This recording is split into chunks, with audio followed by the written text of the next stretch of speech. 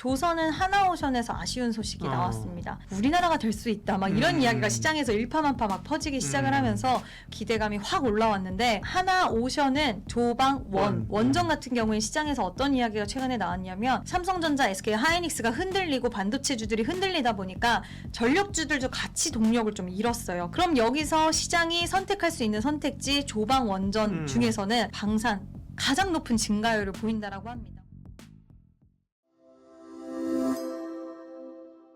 예민수의 경제토크 이지은, 이지스탁 대표와 함께하고 있습니다. 유튜브는 잘 되고 있습니다. 유튜브가 뭐였죠? 이지스탁인가요? 네, 이지은의 이지스탁입니다. 이지은의 이지스탁. 네, 유튜브는 잘 되고 있습니까? 네, 열심히 하고 있는데 요즘 제가 개인 유튜브 하다 보니까 개인 투자자분들의 이런 이야기를 더 많이 들을 수 있는 기회들이 열리는데 정말 많은 분들이 힘들어 하시는 것 같아요. 그래서 저도 그걸 또 느껴지니까 같이 좀 힘들기도 하지만 서로 의지하면서 서로 시장을 봐가면서 나아가고 있습니다. 월요일부터 목요일까지 그때 오후에 하신다 그랬죠? 네, 저녁 8시요. 저녁 8시. 네, 라이브 진행합니다. 네, 저녁 8시. 네, 또 우리 이지은 대표님의 시각이 궁금하신 분들은 이지은의 이지스탁 많이 봐주시고요. 방산 얘기하겠습니다. 네. 그 캐나다 잠수함 선정 얘기를 계속 기대하고 있었는데 결국은 우리나라 하나를 중심으로 아마 하나랑 뭐 현대 컨소시엄 들어간다 그런 것 같은데 어쨌든 우리가 안 됐어요, 그죠? 네. 예.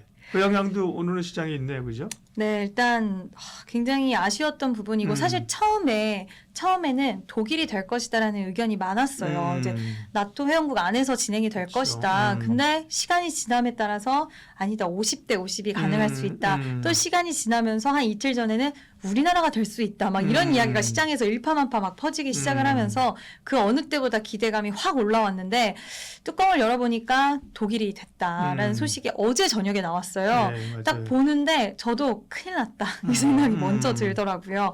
근데 오늘 또 나온 걸 보니까 아직까지는 좀 봐야 된다. 왜냐면 2년 동안에 이제 진짜 계약이 이루어지려면 2년 정도 시간이 있는데 관련돼서 여러 가지 변화가 있을 수 있다는 또 뉴스는 단독 보도를 통해서 나왔더라고요. 뭘 또 그렇게 미련을 가져? 일단은 안 된 건데, 그죠?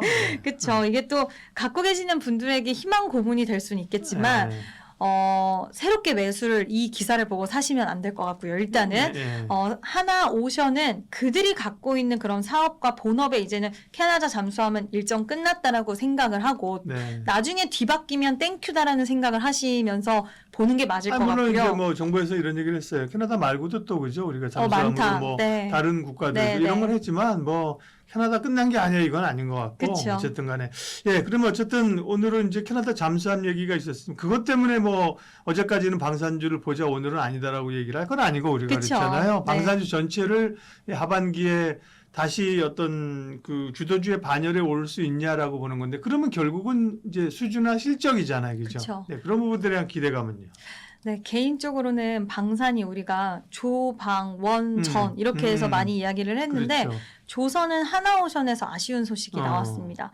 그리고 방산 띄고 조방 원전 같은 경우에 시장에서 어떤 이야기가 최근에 나왔냐면 굉장히 필요한 전력원이긴 하다. 다만 시간이 오래 걸리다 보니까 데이터 센터 관련돼서 필요한 전력원이지만 짓는 데 시간 걸리고 이 기업들이 수주를 받아도 실적에 반영되는 데 시간이 오래 걸린다. 이런 내러티브들이 계속 시장에서 이제 돌면서 약간의 이런 주가를 좀 끌어올리는 데 있어서 시간이 좀 걸리게끔 만들었던 요소들이 있었어요. 거기다 전력 같은 경우에는 AI와 상당히 밀접하게 수혜적인 측면으로 진행이 되다 보니까 며칠 전에 데이터 센터 관련돼서 블랙스톤 산하의 QTS라는 회사가 버지니아 쪽에 데이터 센터 관련된 프로젝트를 하고 있었는데 그게 취소가 됐습니다. 물론 수요의 문제는 아니었는데 뭐 주민들의 반발 뭐 역시나 그런 부분이었지만 그때 1차적으로 심리가 위축된 가운데 삼성전자, SK 하이닉스가 흔들리고 반도체주들이 흔들리다 보니까 전력주들도 같이 동력을 좀 잃었어요. 그래서 오늘도 좀 조정이 큰 폭으로 나오는데 그럼 여기서 시장이 선택할 수 있는 선택지 조방 원전 중에서는 방산이 좀 남았다라고 봅니다. 그 이유는 실적 키워드도 있지만 나토 정상회의가 또 마침 7일, 8일에 있다 보니 시장이 실적도 나오는데 일정도 있고 지금은 크게 문제가 되지 않는 쪽을 우리가 항상 실적 시즌 되면 봐야 되는 섹터로 거론이 되는 대표적인 섹터잖아요. 네. 그 안에서 매력도를 좀 가장 보고 있는 게 아닌가. 그래서 오늘 어느 정도는 주가 반응이 좀 방어적인 모습이 나와주고 있다라고 보고 있고요. 말씀하신 것처럼 실적도 괜찮습니다. 국내 4사 올해 2분기 합산 영업이익이 1조 5천억 원 정도 넘어서면서 분기 기준 최대 실적을 또 갱신을 하게 돼요. 그래서 5개 분기 연속 1조 원 시대가 열린다. 이건 굉장히 의미 있는 숫자라고 보는데 이 부분에 있어서 하나 에어로스페이스의 분기 영업이익 첫 1조 원 돌파도 좀 기대가 된다라는 부분이고요. 네. 지난해 같은 기간보다 무려 11%가 올라갔다라고 하더라고요. 그래서 이 숫자에 대한 부분들 시장에서는 매출도 회복되고 이익도 점진적으로 우상향 기조를 꾸준하게 이어가고 있는 방산주들에게는 상당히 긍정적인 시각을 앞으로 당분간 보일 가능성 전 있지 않을까라고 보고 있습니다. 네. 그러니까요. 방산이 뭐 미국과 이스라엘, 이라크 전쟁은 어느 정도 노이즈야 있지만 그죠? 그렇죠. 그 이제 마무리 국면으로 가는데 그래도 뭐 워낙 그 소진한 무기가 많잖아요, 그죠? 그렇죠. 거기다가 자체 무장의 필요성을 중동이나 유럽이나 다 가지고 있다. 아시아도 마찬가지죠, 그죠? 그러니까 이제 수요가 이제 점진적으로 일 수 있다는 거잖아요. 기본적으로 이제 실적이 뒷받침을 해주는 거고요.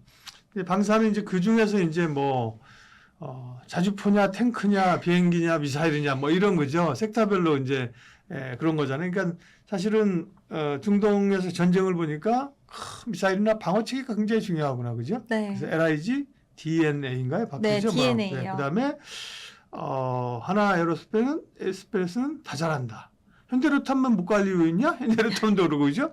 이제는 카이를 봐야 된다, 그죠? 한국에서 그렇죠. 그렇게 이러면서 네. 계속 어떻게 보면 한 4사, 그죠? 네. 한 4사가 계속 뭐 엎치락뒤짝 하잖아요, 그죠? 네. 기업별로 좀 그럼 이슈를 봐주세요.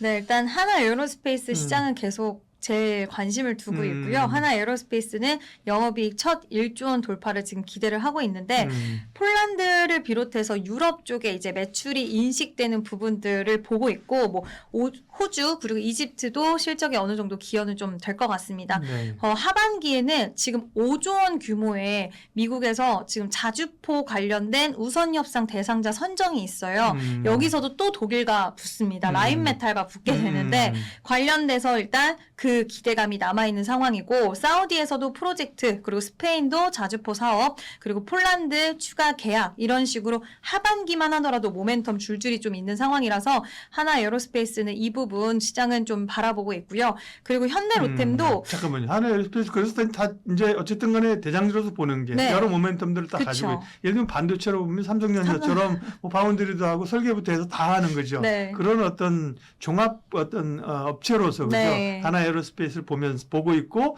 또 이제 많은 그 애널리스트나 우리 전문가들이 여쭤보면 결국은 하나 에어로스페이스를 탑표로 꽂는 분들이 많더라고요, 그죠? 그러니까 이게 네. 먼 이야기라고는 하지만 뭐 한국판 스페이스 X다라는 이야기도 하잖아요. 하나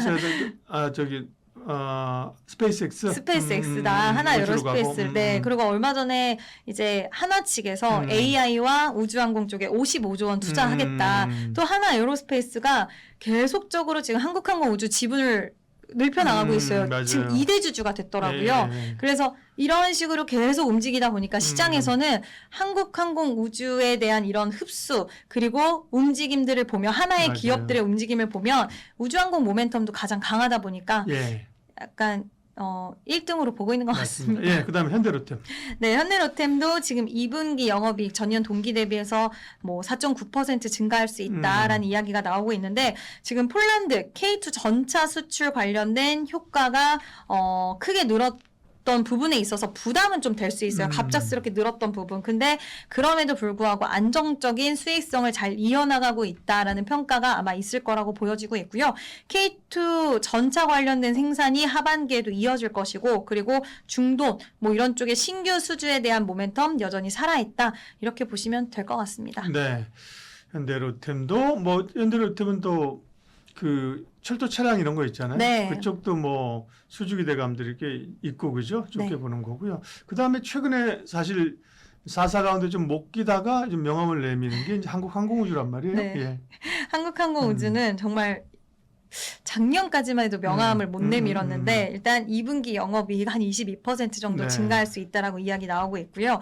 뭐 지금 사실 한국항공우주는 KF21 같은 경우에 그러니까 꽤 오랜 시간 동안에 양산을 못하고, 그러니까 대량 생산 이런 부분들에 대한 부분들 꽤 오랜 수건 사업이었는데 네. 이제 그 테이프를 끊었다라는 부분에 시장은 상당히 긍정적으로 보고 있는데 관련돼서 양산 매출이 본격적으로 이제 반영이 된다라는 부분, 그리고 말레이시아 FA50 같은 경우에도 납품이 시작된다. 그래서 전투기 관련돼서는 한국항공우주를 바라봐야 된다. 그래서 수출이 추가적으로 전투기 쪽에서는 나올 수 있다라는 이야기도 있는 만큼 봐야 되는 부분이고, 한국항공우주는 이제는 하나에어로스페이스랑 같이 엮어서 많이 보고 있는 것 같아요. 그래서 우주항공 맞아요. 관련된 모멘텀도 여전히 긍정적입니다. 그다음에 제일 기대가 있고 고민이 되는 데가 LIG, 그죠? DNA예요. 네. LIG 그 전에는 에어로스페이스였나요, 그죠? 네, 맞습니다. 아닌가? LIG LIG 넥슨이요, 넥슨. 네, 헷갈려. LIG 넥슨이었지. 디펜스 앤 에어로스페이스. 네. LIG DNA라고. 이름 좀 짧게 좀 바꾸면 좋겠어. 길어. 어쨌든 그 아까 잠깐 말씀드린 것처럼 현대전을 보니까 드론이 날아다니고 그렇죠. 네. 네, 미사일이 날아다니고 이걸 디펜스할 수 있는 시스템 네. 이런 거 좀 LIG DNA인데 그리고 성능도 엄청 좋더라. 네. 근데 이거 이렇게 빨리 막 만들어낼 수 있는 거야, 그죠? 뭐 이런 거에 대한 그쵸. 시장의 고민들이 있잖아요. 네. 근데 생각보다 LIG DNA가 이제 생산에 관련돼서는 바로바로 납기가 좀 가능했던 것 같아요. 그래서 천궁2 관련돼서 요격률 99% 이번에 보여줬다. 네. 근데 그 부분에 대한 수익화 이런 부분들이 좀 바로 좀 반영되는 부분들이 있었는데 그 이후에 바로 수주 모멘텀도 나왔고, 사실 2분기 영업이익이 36% 정도 늘어나는 부분이 가장 높은 증가율을 보인다라고 합니다. 우리가 변압기에서도 네. 효성중공업, H현대 일렉트릭 너무 좋았지만 LS 일렉트릭이 성장률이 높아서 그 이후에는 주가 탄력도가 가장 좋았던 부분들을 미뤄봤을 때 LIG 넥스원이 한때 하나에어로스페이스, 현대로템 좋았을 때 좀 부진했던 적이 있었거든요. 이번 그렇죠. 전쟁 터지기 전에. 그랬는데 이번에 2분기 실적 기점으로 해서 성장률은 가장 좀 눈에 띄게 보여줄 그런 기대가 있는 상황이고요. 뭐 아시겠지만 천궁2에 대한 수주 기대감은 지속되는 가운데 가장 중요한 부분은 라인메탈과 합작법인 설립인 것 같습니다. 라인메탈이 한 3년 정도 꾸준히 러브콜을 보냈다라고 하는데 그렇게 되면 진출할 수 있는 시장의 저변이 굉장히 빠르게 확대가 될 것 같고요. 항상 우리가 LIG DNA는 중동 쪽을 많이 봤는데 이젠 유럽이라던가 다양한 국가로서의 수주 모멘텀을 갖게 될 것이고, 이런 부분들 생각을 하면 굉장히 좀 저는 LIG DNA 같은 경우 이제는 좀 레벨이 달라질 수 있다라고 보고 있고, 또 고스트 로보틱스라 그래서 로봇 사업 하고 있어요. 전쟁에 나갈 수 있는 로봇 네. 관련돼서도 참 아직까지는 뚜렷한 뭔가 보여주지 못하고 있긴 하지만 로봇 관련된 사업에 대한 모멘텀도 갖고 있다. 그래서 LIG DNA 같은 경우에는 굉장히 향후 실적 성장성에 대한 부분들 기대해 볼 수 있지 않을까라고 보고 있습니다. 네, 그러면 이제 방산 좀 마무리 좀 할게요. 네. 방산은 전쟁이 끝났으니 방산주는 아니야. 이런 시각은 이제 좀 아니고, 그죠? 그쵸. 네, 구조적인 수요가 있을 수 있다는 거고, 실적도, 가시화된다. 그런데 그 다음에 고민이 워낙 반도체로의 상승장에서 반도체로의 쏠림이 있었잖아요. 그죠? 거긴 사실 방산주 얘기가 아니에요. 그죠? 그렇죠. 반도체와 방산 이건 아니었잖아요. 네. 그러면 이제 이런 기대감과 실적을 바탕으로 해서 방산이 하반기에 얼마나 주도주군에 뛰어오를 수 있을 것이냐. 그러면 투자자들은 네, 어떻게 타이밍을 좀 잡아서 공략할 것이냐. 마무리해 주십시오. 네, 일단 방사는 말씀하신 것처럼 반도체 반대 진영에 있죠. 반도체가 있고 비반도체 진영이 쫙 있는데 일단 그 안에서 조방 원전을 우리가 봤을 때 가장 그래도 시장이 좀 메리트 있게 느낄 수 있는 쪽이기 때문에 반도체를 갖고 계시는 분들이 뭐 하나의 또 다른 선택지를 중기적으로 나는 좀 실적 모멘텀이 있으면서 수주에 대해서 해외 쪽의 수주를 많이, 해외 쪽 매출 비중이 많은 산업을 좀 보유하고 싶다라고 생각하시는 분들에게는 선택지가 될 수 있지 않을까라고 보고 있고요. 한 5에서 10%, 5%, 그러니까 먼저 들어가시고 분할 매수 관점으로 나는 2분기 실적 기점으로 보겠다 하시는 분들은 반도체와 함께 공존이 되어도 좋은 섹터가 아닐까 개인적으로는 보고 있고요.